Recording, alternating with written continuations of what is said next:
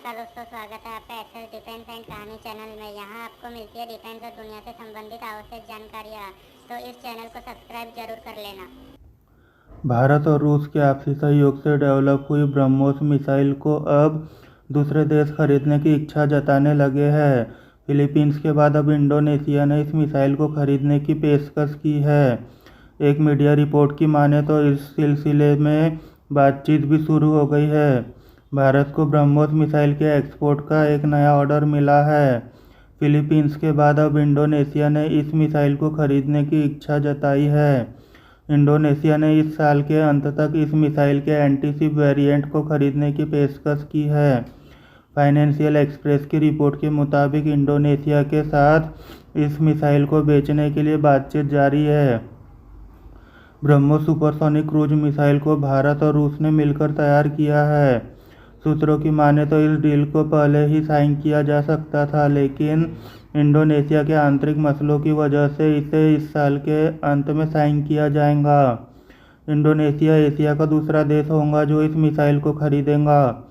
साल 2018 में पहली बार इंडोनेशिया और दूसरे देशों ने इस मिसाइल को खरीदने की इच्छा जताई थी।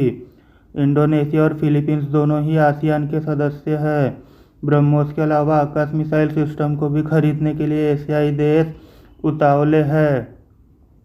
भारत ने इस साल $374.96 मिलियन के साथ फिलीपींस के साथ ब्रह्मोस मिसाइल की डील की है। ब्रह्मोस मिसाइल का जो वर्जन इंडोनेशिया ने खरीदने की इच्छा जताई है उसे किसी वॉरशिप पर भी फिट किया जा सकता है। ब्रह्मोस एरोस्पेस ज्वाइंट वेंचर की भारत और रूस की टीमें पहले ही इंडोनेशिया का दौरा कर चुकी है। इन टीमों ने यहां पर एक शिपयार्ड पर जाकर मिसाइल को फिट करने की संभावनाओं के बारे में अध्ययन किया।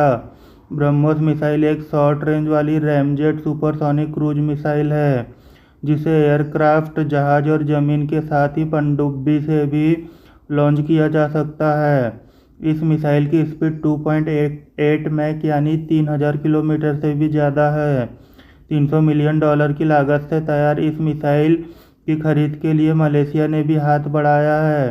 इसकी रेंज 290 किलोमीटर से 350 किलोमीटर तक है। भारत और इंडोनेशिया के बीच पिछले कुछ वर्षों में संबंध और गहरे हुए हैं। एक्ट ईस्ट पॉलिसी के तहत इंडोनेशिया भारत का अहम साझीदार है। प्रधानमंत्री नरेंद्र मोदी ने जब इस देश का दौरा किया तो ये रिश्ते और मजबूत हो गए। दोनों देशों के रिश्ते समुद्रों की रक्षा और आपसी सुरक्षा सहयोग पर निर्भर है। साल 2018 में पहली बार भारतीय नौसेना ने इंडोनेशिया के साथ समुद्री शक्ति के साथ द्विपक्षीय अभ्यास किया था। इसके अलावा ये दोनों देश हिंद महासागर का अहम अंग है। चीन लगातार इस हिस्से में अपनी मौजूदगी को मजबूत कर रहा है।